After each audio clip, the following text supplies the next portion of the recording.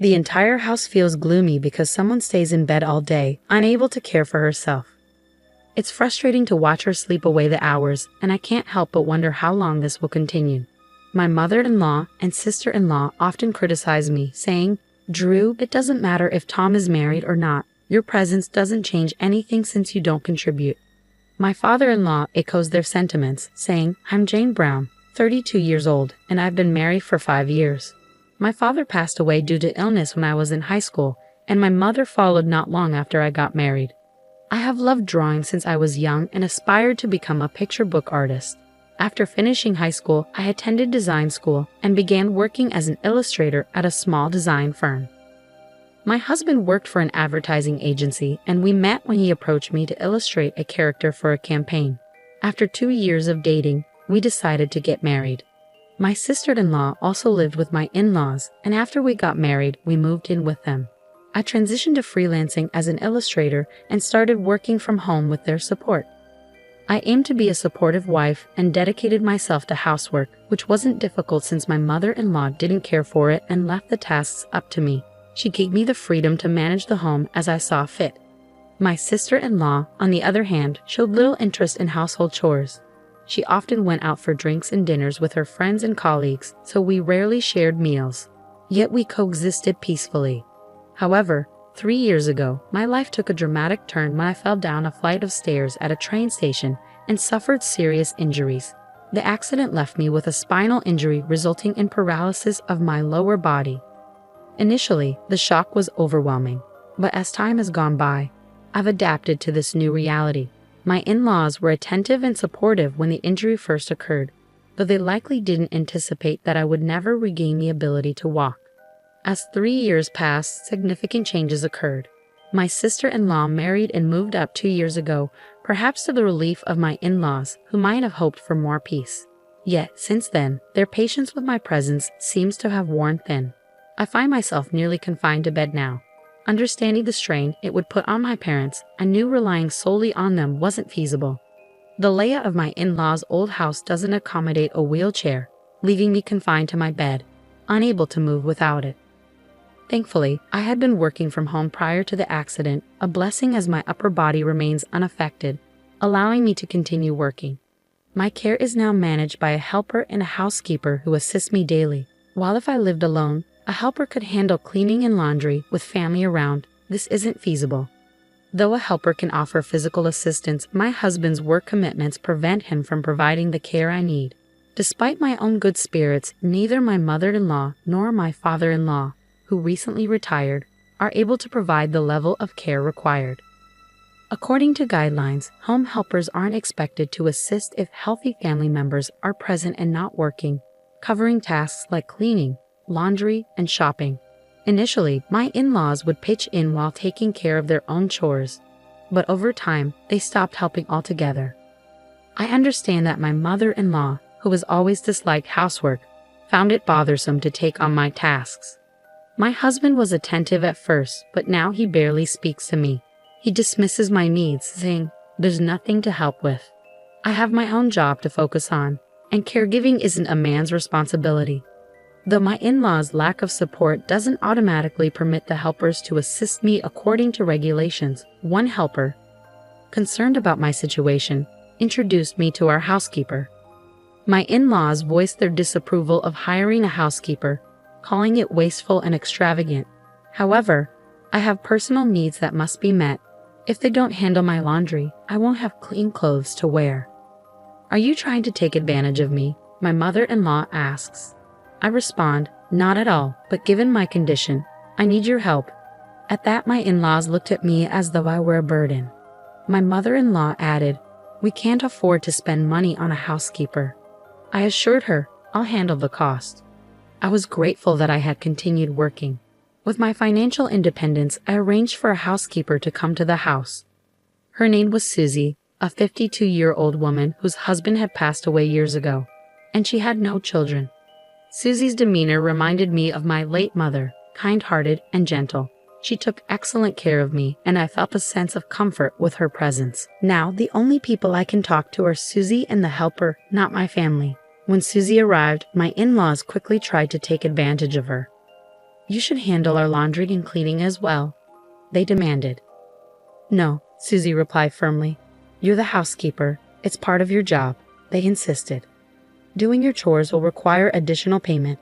Are you willing to cover the extra cost? She countered. How dare you? You're an insolent housekeeper, they exclaimed. Despite the argument that followed, I felt a sense of relief knowing Susie stood her ground. After about a year of this arrangement, my sister-in-law returned home, recently divorced. My husband cheated on me, she said, seeking refuge in the midst of her troubles. He was an idiot. He must have been easily led astray by some woman, my sister-in-law added. He was always such a nag. My brother-in-law held a stable job at a large company and had always seemed like a trustworthy businessman. His actions didn't match the profile of someone who would betray his wife. I found the situation odd, but I chose to stay quiet to avoid causing conflict. Mia echoed my in-laws' demands for Susie's help, but Susie stood her ground and firmly refused. Susie wasn't fond of my in-laws, as they had never said a kind word to me. I declined their request. Susie stated, Why are you here taking care of Jane?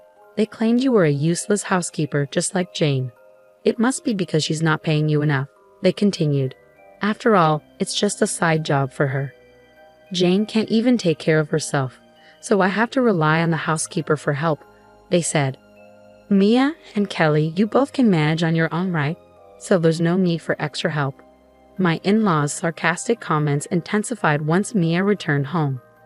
A bedridden wife is just a burden. Now that Mia's back, you make our house feel crowded. We only need Mia here. You're doing well financially, spending your time in bed drawing your little sketches.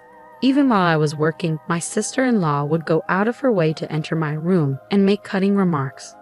Frustrated with the constant sarcasm, I brought it up with my husband. Please ask your mother and Mia to be more mindful of their language. It hurts me, even if there's some truth to it, my husband replied. What do you mean some truth? All you do is lie in bed and can't handle the housework, I said. I'm not just lying in bed. I'm working.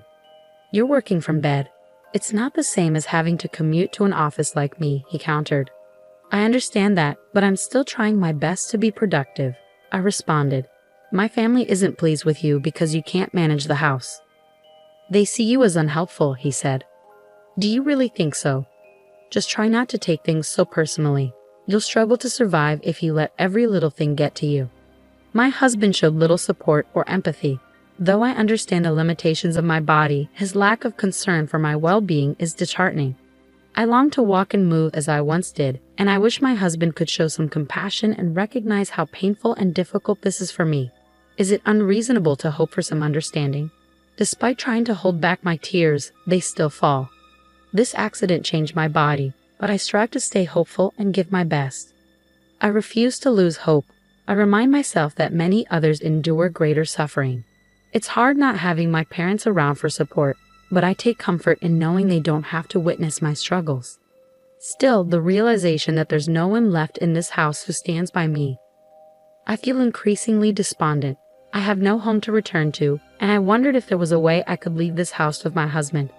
While I was mulling over my options, he blindsided me with his next words. For a fleeting moment, I thought he might be thinking about me, but his follow-up plunged me into despair. I agree with what they said, he remarked. What are you talking about? I asked, confused. Ultimately, they'd be better off if I had a younger, healthier wife. What? I couldn't believe what I was hearing. I want to have an heir, but with you, I just can't see it happening. It's impossible. It felt like a heavy blow to my head. The fact that my husband would speak to me like this made me realize I couldn't rely on him anymore. Though he continued to talk, I couldn't process anything beyond his desire to divorce me because he deemed me useless like a piece of trash. You might be paying for a housekeeper, but with your limited income, you'll have nothing left after settling that bill. You're just a burden on us. A leech clinging to our home, aren't you? Even helpers come with a cost. Leeches who spend money on helpers, get out.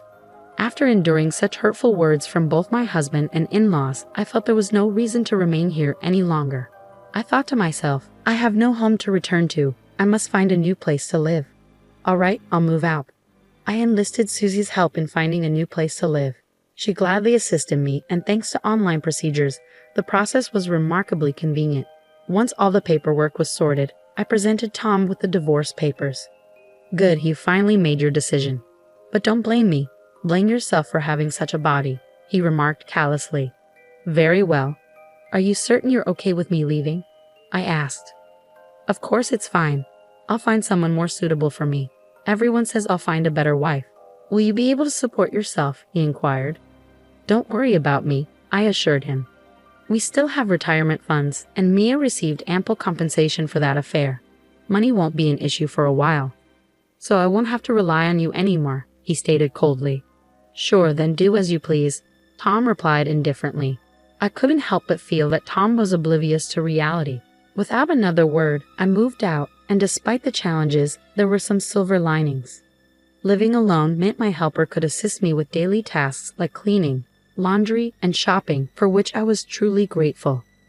Additionally, I continued to rely on Susie's support as before. Interestingly, Susie was once a dedicated businesswoman at a major company before she married. Despite her digital savvy and competitive spirit, she grew weary of the corporate world and left it behind when she got married 20 years ago. She chuckled as she recounted her past. But I couldn't help but wonder if her resilience came from her experiences. Now she's more than just my housekeeper. She's managing my affairs and does so happily, seeing it as a way to lend a helping hand. Moreover, the new apartment I moved into is fully accessible for wheelchairs, allowing me greater independence. The spacious kitchen even enables me to cook for myself. Just as I was starting to settle into my new life, my ex-mother-in-law began calling me frequently. However, there was nothing left to discuss, so I chose to ignore the calls. Susie's excellent support and my ability to concentrate on my work without the ongoing drama led to significant growth in my business. I simply didn't have the time to engage with my ex-mother-in-law. A year went by. Mia still reaches out occasionally, though less frequently than before. My life had stabilized, and I decided it was time to resolve any lingering matters, so I picked up the phone. Hello. Finally, you picked up. I've been worried because you never answered the phone. Mia spoke to me in an uncharacteristically sweet voice. This was unlike her demeanor when I lived with them. I suspected she might be facing some trouble and had heard about my success. I appreciate your concern, but I'm doing well and thriving on my own. There's no need to worry about me. Oh, that's good to hear. So do you still want to come back and live with us as you did before? Excuse me? You can't possibly want a parasite and piece of garbage like me to return. I've been reflecting on our past decisions. It wasn't right to leave you, someone with a physical disability, on your own. We'll provide the support you need so you won't have to worry anymore. Actually, I'm thriving on my own. My helper manages my daily tasks, including cleaning, laundry, and shopping. Susie now assists me with my work as well. I really have no concerns.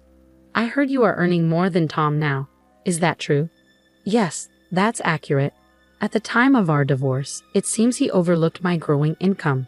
I recall him mentioning you earn close to $15,000 monthly. My income initially covered their living expenses after the accident when Tom's company faced challenges and his salary was reduced. My earnings kept rising, so I offered financial support. He started with apologies, and we kept his salary cut from his parents to avoid causing them worry. However, after 3 years, he seemed to forget that I was the primary contributor to our household expenses. I considered setting aside his own income for the divorce, but I didn't bring it up. I also learned that Mia's divorce was not due to her husband cheating. It was actually her fault. He contacted me directly. He also revealed that Mia stole money from him. Mia claimed she received it as alimony, but he intends to retrieve the exact amount she took and charge her for compensation. I chose to proceed with my divorce before my in-laws could discover the truth. When I confronted Kelly about it, she was visibly shocked. Tom developed feelings for a hostess at a bar and ended up accumulating some debt. Oh, so that's why he wanted the divorce. He hoped to siphon off your income. He can forget about that. Besides, their connection was purely transactional. He was just a customer. I know, were you aware? Yes, I knew everything. Why didn't you tell me? Were you also aware that Tom's company was struggling? Yes. How could you keep this from me when you knew all along? According to Kelly, Mia ran off with her unfaithful boyfriend, but he abandoned her and left her with even more debts. Tom's company declared bankruptcy 6 months ago, and he's been job hunting since then. However, he can't find a position he deems suitable, leaving him unemployed. He's lost all self-esteem and has become a recluse. The children now living with us depleted Dad's retirement savings and we're now burdened with substantial debt. Is that so? So, if you come back, everything will be okay. I don't understand how they can say that everything will be okay after how they pushed me out of their lives. The audacity to think I would return. I wondered how so much could change in a year, much faster than I expected. Tom likely never imagined his company would actually go bankrupt, but his lack of foresight led to this outcome. Kelly tearfully confessed that if she had known what would happen, she would have prevented our divorce. But now it's far too late for that. All she seems to care about is money and herself. Mia, meanwhile, has no motivation to work and has become a couch potato, gaining weight in the process. Well, Tom sold the house to pay off the kids' debts. The property was old and not valuable, and the cost of clearing the land was deducted from the sale. The location was also undesirable, so they didn't receive much money for it. Now the 4 adults are crammed into a small one-room apartment, struggling to make ends meet. Kelly sobbed on the phone, saying they were forced to work long hours at part-time jobs and were completely worn out. This is all your fault for not answering my calls. If I had reached you before we sold the house. What exactly are you trying to say? If you had known we were selling the house, you would have assisted us, right? After all, you lived there too, so you must have some sentimental attachment to it, correct? Absolutely not. What? I couldn't believe how self-centered she was. I was relieved I didn't answer the phone. Even if I had, I wouldn't have gone along with such a selfish request. So both Tom and Mia are depending on you, along with Mother and Kelly. Please come back. You're the only one we can rely on. Sorry, but I'm not your family. Don't depend on me. Don't say that. We're sorry for everything. I apologize. I can't believe she's saying this. I felt a headache coming on. It was time to give them an ultimatum and bring this to an end. The reason I picked up your call today is because I have something important to tell you. What is it? I'm planning to sue all of you. What?